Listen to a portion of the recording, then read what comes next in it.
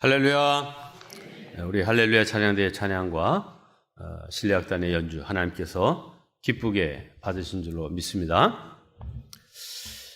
그동안 겨울 날씨답지 않게 비교적 포근한 날씨였는데 갑자기 영하 10도 이하로 떨어지니까 체감 온도는 더욱 낮은 것 같습니다. 그러나 이 맹추를 개의치 않고 예배의 자리에 나오신 우리 모든 성도님들 영육간에 강건하시기를 주님의 이름으로 축복합니다. 오늘 여러분과 함께 나누고자 하는 말씀의 핵심은 용서, 회개와 용서에 관한 말씀입니다. 진정으로 용서해야 우리의 몸도 건강할 수 있고 또 사람과의 관계도 평화할 수 있고 또 하나님과의 관계에서도 화평을 누릴 수 있습니다. 용서와 화해의 아이콘으로 우리에게 알려진 인물이 있습니다. 1993년도에 노벨 평화상을 받은 넬슨 만델라입니다. 그는 영국 식민지였던 남아프리카 공화국에서 흑백 인종차별 정책을 종식시킨 탁월한 인권 운동가입니다. 그의 나이 44살이었던 1963년에 종신형을 선고받고 외따로 떨어진 섬에 있는 감옥에 갇혀서 27년 동안 감옥 생활을 하죠. 그리고 1990년 72세의 나이가 되어서야 석방되었습니다. 그는 출소 후에 프랑스, 영국, 미국, 쿠바 등 세계 곳곳을 돌면서 여러 지도자들을 만났고 마침내 이 남아프리카 공화국 안에서 흑인들도 참여하는 자유 투표를 이제 실시하기로 당시 백인 정부와 합의를 이끌어냅니다. 자, 이 공로로 그는 노벨 평화상을 받게 되죠. 그리고 그 이듬해에 열린 1994년도에 열린 대선에서 당당하게 남아공의 대통령으로 당선되게 됩니다. 출소 후 만 4년여의 시간이 지난 후의 일이었습니다. 그가 남아공의 대통령으로 취임케 되었을 때에 전 세계는 이 남아프리카 공화국의 미래를 걱정했습니다. 왜냐하면 오랫동안 아주 잔혹한 인종차별 정책에 시달려온 흑인들의 분노가 폭발해서 피해 보복이 일어나지는 않을까 하는 염려가 있었기 때문입니다. 그러나 대통령에 취임한 만델라는 일체의 정치 보복을 하지 않았고 흑백의 화합을 위한 관용과 화해의 정치를 펼쳤습니다. 혁명 대신 백인 지도자들과 대화와 협상을 통해서 민주적인 통치 아래 모든 사람이 평화롭게 살 수 있는 나라를 세우는 기초를 닦았습니다. 그가 대통령에 취임하면서 말한 취임사의 일부분입니다.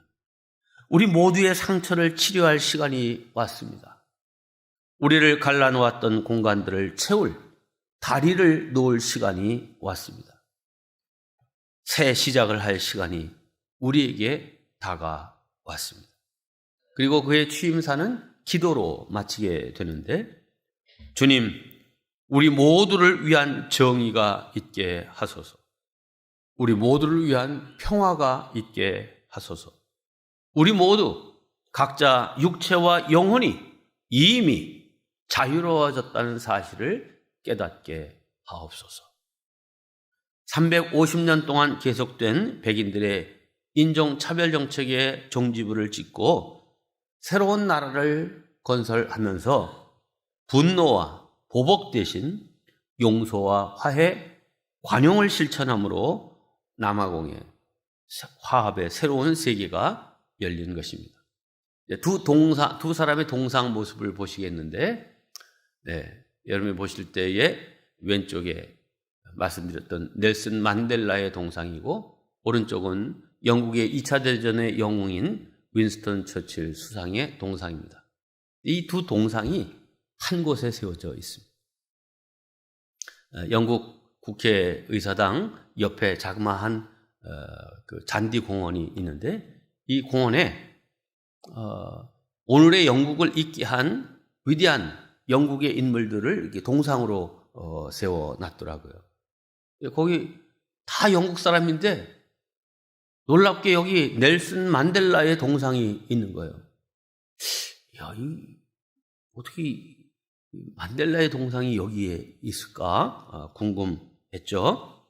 아마 여러 사람한테 내가 물어봤는데도 적당한 답을 듣지 못했는데 제 생각에는 용서를 통한 화합의 정치를 구현한 그의 공적을 기리기 위한, 말하자면 영국 식민지였지만 영연방 국가 안에 들어와 있던 그런 나라이니까 그 또한 이제 우리 영국 연방 안에서 민주주의 발전을 위해서 귀하게 일한 사람이라 하는 그런 의미로 그의 공적을 기리기 위한 의도라고 생각합니다.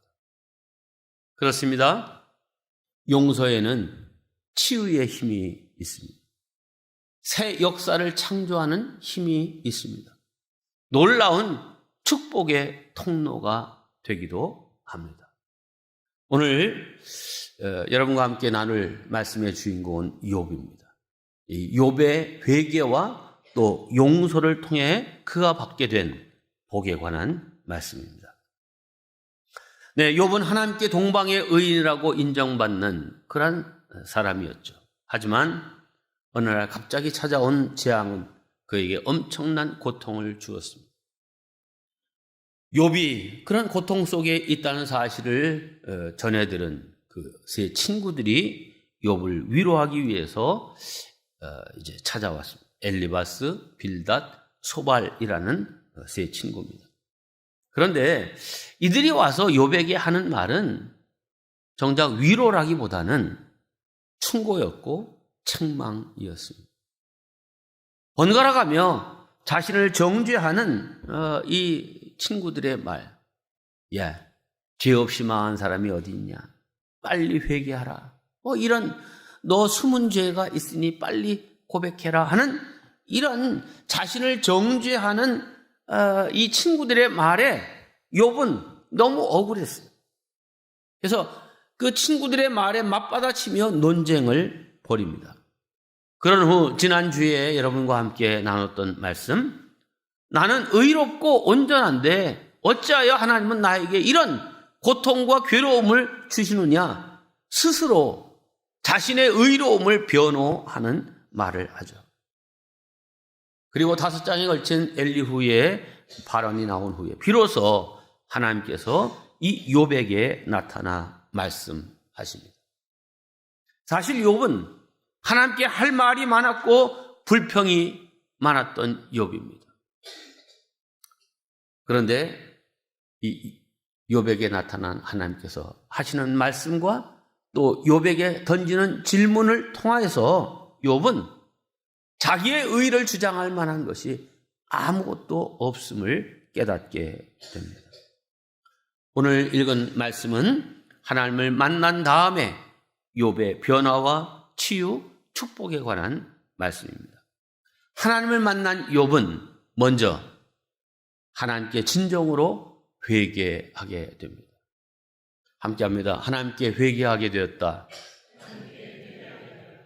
고난의 과정에서 만난 하나님은 욥의 신앙에 큰 변화를 주었습니다. 그 하나님은 고난당하기 전까지 경험했던 하나님과는 차원이 달랐습니다. 5절 말씀입니다. 내가 주께 대하여 귀로 듣기만 하였사오나 이제는 눈으로 주를 배움나이다. 자, 이 말에 잘 귀를 기울이시면 내가 주께 대해서 귀로 듣기만 했다. 하나님에 관하여 하나님에 대해서 들은 바가 있다. 그래서 내가 생각하고 내가 믿는 하나님은 이런 하나님일 것이다 라고 하는 전제가 있었다는 거죠. 그게 뭐냐 하면 인과응보적인 하나님.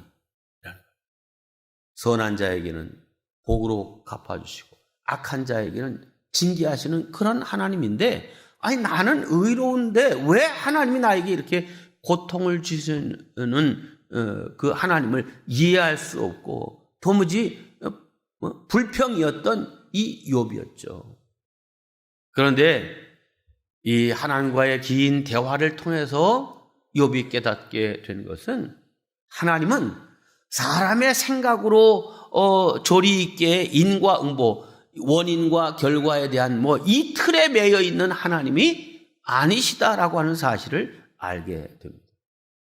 하나님은 스스로 계신 분이시고 주권자이시며 당신이 계획하신 바를 반드시 이루시는 분이시고 그야말로 못하실 것이 없으신 그런 분이신데 우리의 상식과 우리의 논리와 우리의 생각을 뛰어넘는 그런 하나님. 그러나 그 모든 결과를 보면 과연 하나님이시구나. 이렇게 우리가 고백할 수밖에 없는 그런 초월적인 하나님이심을 이 욥이 고난을 통해서 깨닫게 됩니다. 네, 말씀드린 대로 고난 중에 있던 욥은 하나님에 대해서 불만이 많았습니다. 친구들과 논쟁하는 동안 아무 대답이 없으신 하나님께 그 불만이 불쑥불쑥 튀어나왔습니다. 그 대표적인 구절이 욥기 13장입니다. 내가 지은 죄가 무엇입니까?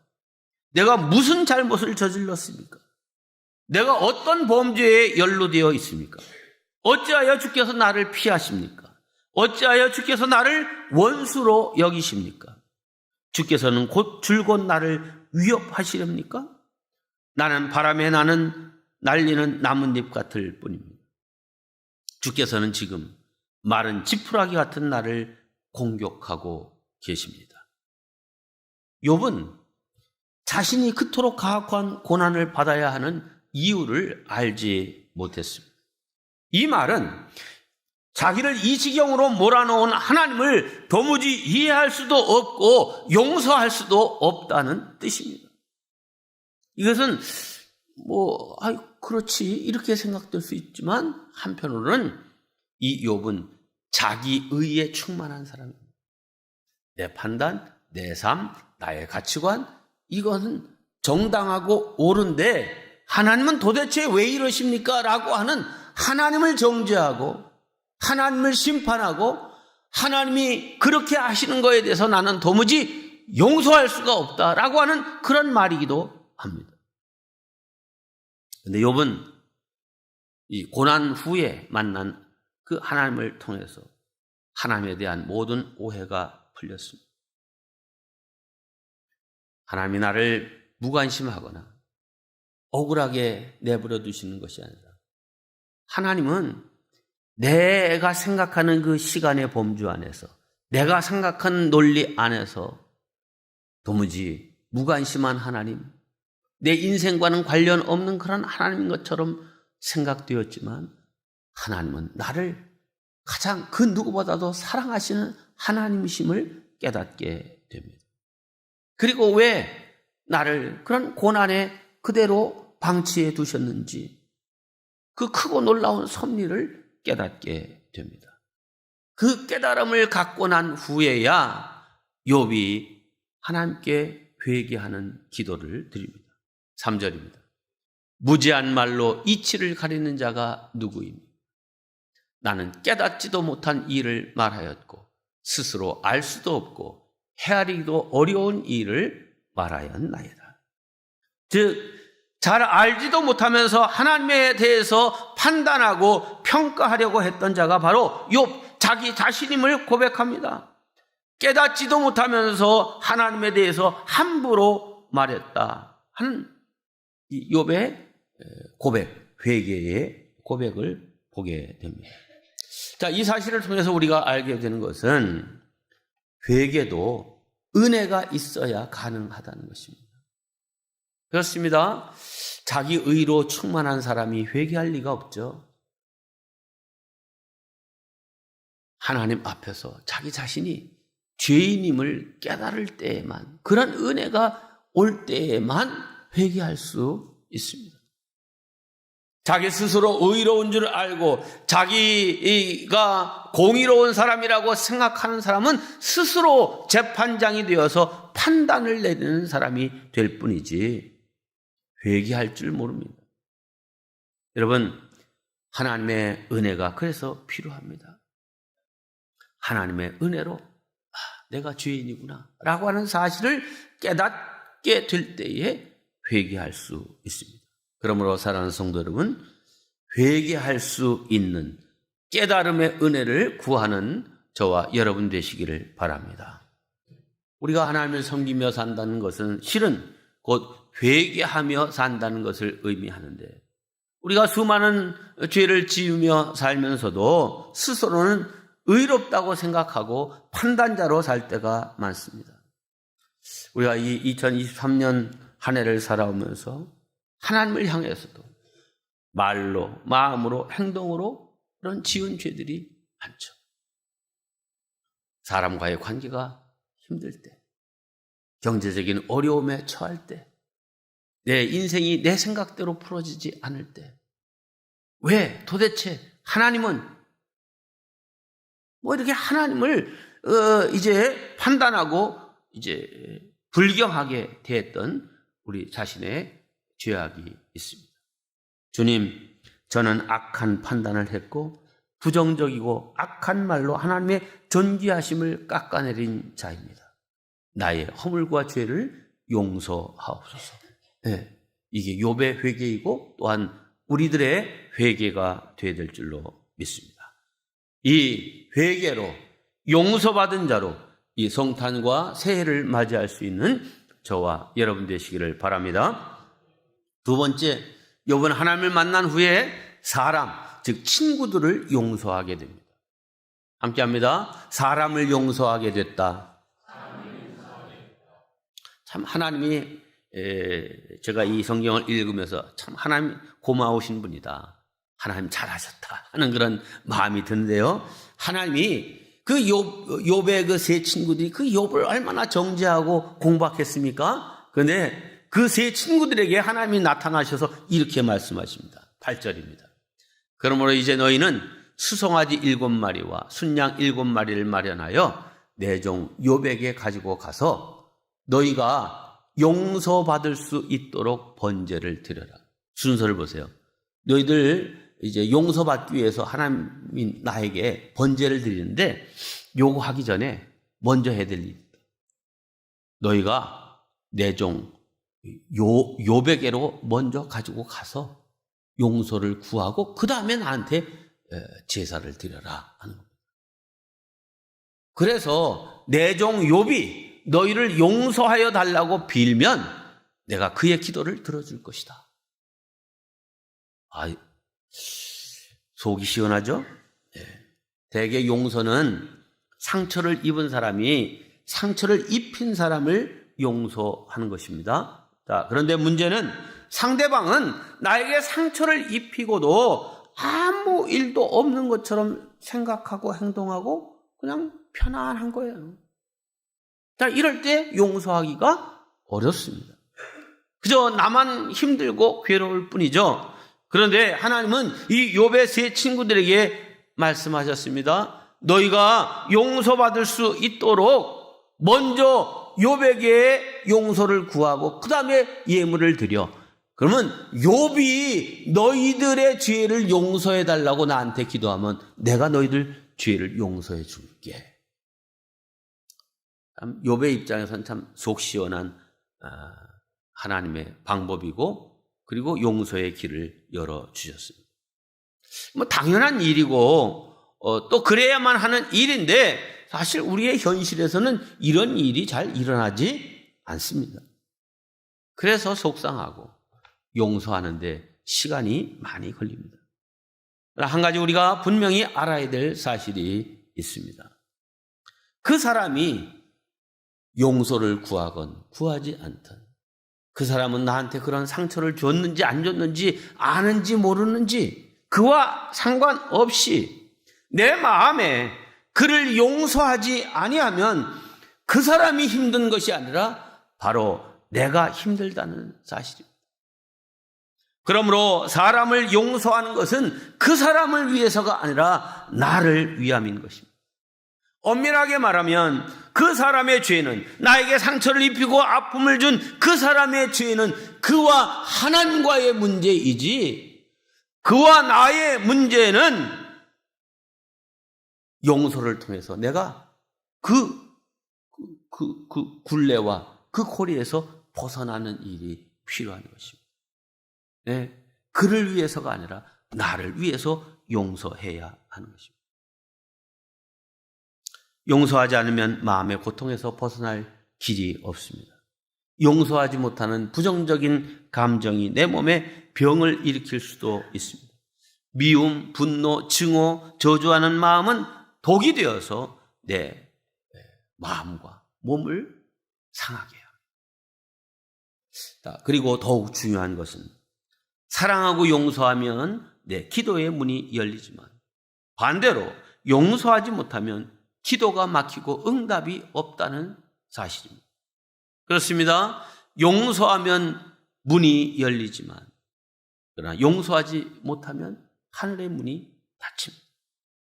그래서 사람과의 관계를 푸는 것이 중요합니다.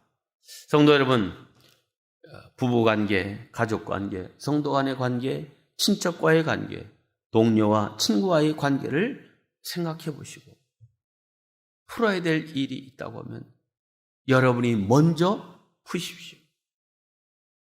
그러면 놀라운 일이 일어납니다. 네, 욥에게도 욥이 먼저 용서를 선언하니 놀라운 역사가 일어났습니다. 10절입니다. 이 10절을 세 등분해서 초반, 중반, 그다음 하반을 보는데 먼저 초반입니다. 욥이 그의 친구들을 위하여 기도할 때, 네, 하나님이 욥이 너희들을 위해서 용서를 구하는 기도를 하면 내가 용서해 주마 이렇게 하셨죠. 자, 다시 보여주세요. 욥이 그의 친구들을 위하여 기도할 때 그 다음 무슨 말이 나올 것 같아요? 앞에 하나님이 하신 말씀을 보면 그 친구들을 용서하시니라 뭐 이런 말이 나올 것 같잖아요. 그런데 아니에요. 여호와께서 욥의 곤경을 돌이키시고 친구들의 그 문제를 해결해 주시기 전에 하나님께서 욥의 곤경, 그 마음에 있었던 상처, 몸에 있었던 질병 이거 해결해 주셨습니다. 네. 그 다음에 마지막에 뭐라고 되어 있습니까? 이전의 모든 소유보다 갑절을 욥에게 주었더라. 할렐루야. 네, 우리는 대개 욥기를 잘 모르는 사람도 욥이 나중에는 결국 갑절의 복을 받았다. 이 사실은 다 잘 알고 있습니다. 그런데 그 앞서 그 친구들을 용서하는 기도를 했다는 사실에 대해서는 잘 모릅니다. 네, 욥은 친구들을 용서했습니다. 친구들을 위해 기도했습니다. 그랬더니 지금까지 그렇게 욥을 고통스럽게 했던 질병이 떠나갔고 또한 하나님께서는 갑절의 복을 욥에게 부어 주셨습니다. 이것이 용서가 가져다주는 축복입니다. 한 해가 저물어가는 이 시간 우리가 잊지 말고 꼭 해야 할 것이 있습니다. 굳이 꼭 상대방을 그 대상을 찾아가지 않아도 됩니다. 먼저 여러분의 마음으로 용서를 선포하십시오. 마음의 응어리를 풀어버리십시오. 예수님이 용서하신 것 같이 용서하십시오. 그래서 여러분의 심령에 평강이 넘치게 되시기를 주님의 이름으로 축원합니다. 마지막 세 번째, 하나님을 만난 후에 욥은 회복과 축복이 임하게 됩니다. 함께합니다. 회복과 축복이 임하게 되었다. 앞서 세 등분으로 나눠봤던 10절 말씀을 세번역 성경으로 보겠습니다. 욥이 주님께 자기 친구들을 용서해달라고 기도를 드리고 난 다음에 주님께서 욥의 재산을 회복시켜 주셨는데 욥이 이전에 가졌던 모든 것보다 배나 더 돌려주셨다. 할렐루야. 귀한 말씀 아닙니까? 친구들을 용서하는 기도, 축복하는 기도를 드린 욥은 하나님이 이 욥 자신을 받으셨을 뿐만 아니라 욥에게 삶의 회복과 복을 주셨습니다. 고난받기 이전보다 갑절이나 더 주시는 은혜와 복이 열린 것입니다.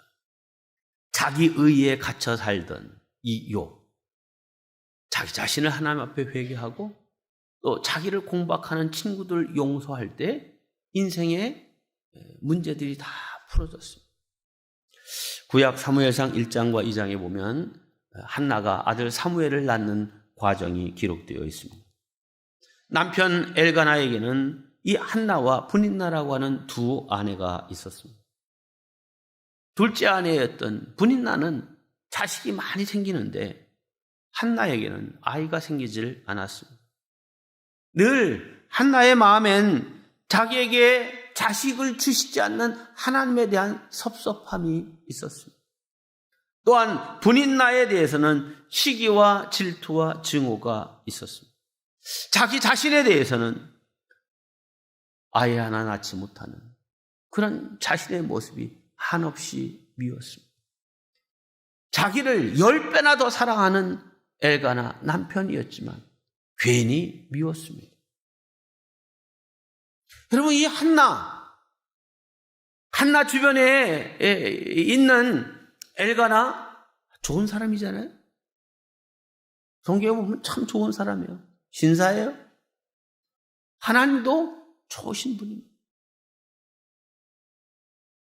문제는 한나가 스스로의 멍에에 매여 있어요. 물론 분인나가 이제 때로시로 한나의 마음을 격동시켰다. 성경에 그렇게 되어 있죠. 아이를 갖지 못하는 첫째 부인 한나, 그를 무시하고 업신여겼습니다. 근데 성경을 이렇게 자세히 들여다보니까요, 저는 그냥 한나 하면 기도로 응답받고 착한 여인, 이런 선입견이 있어서 그런 눈으로 성경을 보니까요, 한나가 둘째 부인 분인나와 싸우고 그런 모습은 아예 보이질 않는 거예요. 근데 보니까 싸웠더라고. 분인나가 무시하고 멸시하고 그의 마음을 격동케 할 때 분인나와 싸웠어요. 가만히 있지 않았어요. 그래서 한나가 분인나를 내 인생의 대적이라고 그러잖아요. 대적이란 말은요, 그냥 생기는 게 아니에요. 상대할 때 대적이 되는 거지, 그냥 뭐 아무것도 아니면 대적이 아니죠. 네. 그리고 남편한테도 얼마나 짜증을 부리고 남편을 구박했는지 몰라요? 내가 당신한테 10배나 더 잘해주는데, 아니 10아들보다 내가 더 낫지 않소, 이러면서 얘기를 해도 귀에 들어오지 않아요. 그러면서 남편을 힘들게 했어요. 자, 그러나 그렇게 맞서 싸운다고 해서 그 괴로움과 고통이 해결되지 않았습니다. 어느 날 한나에게 깨달음이 왔습니다. 이 격분된 마음을 가지고 분인나와 또 남편과 또 하나님에 대한 섭섭함, 이것 가지고 살 것이 아니라 오히려 겸손히 내 마음을 비우고 하나님 앞에 은혜를 구하고 하나님의 사랑을 구하고 하나님의 복주심을 기다리는 그런 마음을 가져야 되겠다. 내가 상대할 사람은 저 분인나도 아니고 내 남편 엘가나도 아니다. 그래서 성경에 보니까요, 남편 엘가나와 대적 분인나와 떨어져, 이렇게 되어 있어요. 이 떨어져라고 하는 이 말은 그들과 이제 싸우지 않겠다는 거죠. 내 인생의 지금 고통의 문제, 격분되는 이 문제 하나님과 해결하겠다는 거예요. 그래서 하나님 앞에 나아가 울며 기도합니다. 자, 그 기도가 일부 소개되고 있어요. 하나님, 내 마음을 돌보시고 나에게 아들을 주시면 그 아들을 내 아들로 삼지 않고 하나님께 드리겠습니다. 이런 기도죠. 자, 그런데 이 하나님께서 한나에게 이제 이 아들을 주시는 복을 주신 것은 실상 간절함으로 아들을 구했기 때문에 주신 것이 아니에요. 이 문맥의 흐름을 보면 한나가 드디어 사람과의 맺힌 그 관계에서부터 스스로 벗어났고. 자, 떨어져라고 하는 말이 그것을 대표합니다. 놀랍게도 이런 기도 후에 한나의 마음에 있던 모든 원통함과 격분됨이 눈노릇 다 녹아내렸습니다. 그때 비로소 하나님께서 사무엘을 한나에게 선물로 주셨습니다.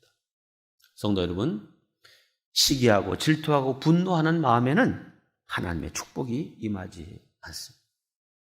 진정으로 사람을 용서하고 하나님께 나아갈 때 새로운 문이 열리는 것입니다. 오늘 우리는 한 해를 거의 마무리하는 시점에 서 있습니다. 새해가 다가오고 있습니다. 새해가 되었다고 새 인생이 되나요? 이사를 하면 새 인생이 되나요? 아니요. 우리의 마음에 무거움이 있고 개운치 못함이 있다면 그것을 신앙적으로 풀어야 돼요. 그 많은 경우에 용서해야 풀어질 수 있는 문제들입니다. 여러분, 우리 마음에 지금도 미움과 원망과 시기가 어떤 대상을 향하여 있다고 하면 회개와 용서 속에서 진정한 축복을 누릴 수 있는 성도들 되시기를 바랍니다. 우리는 이 땅에 오신 예수 그리스도, 그는 죄 없으신 분이시지만 그가 십자가에 달려 죽으심으로 우리가 다 용서함 받은 그런 존재임을 믿는 사람들입니다.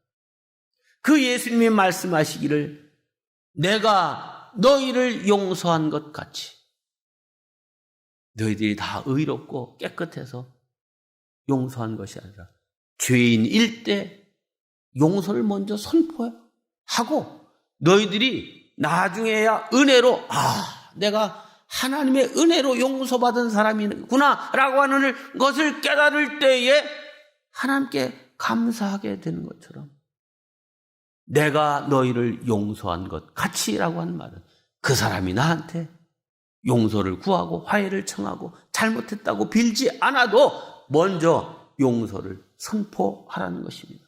이렇게 용서하고 사랑으로 덮으면 하나님의 새로운 은혜가 우리에게 흘러 들어오게 될 것입니다. 이 용서를 통한 축복이 저와 여러분에게 임하시기를 주님의 이름으로 축원합니다.